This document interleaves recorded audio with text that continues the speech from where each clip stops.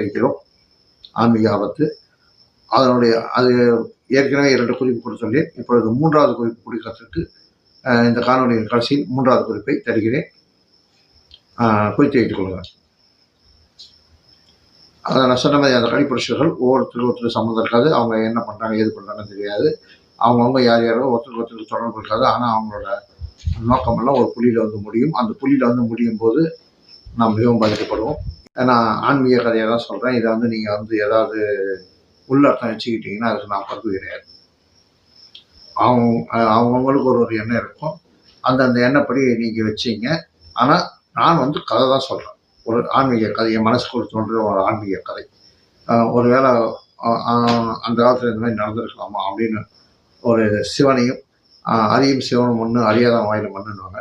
இப்போ அரியும் சிவனும் எப்படி ஒன்றா இருந்திருப்பாங்க அப்படின்றதுக்கு ஒரு ஆன்மீக கற்பனை கதை.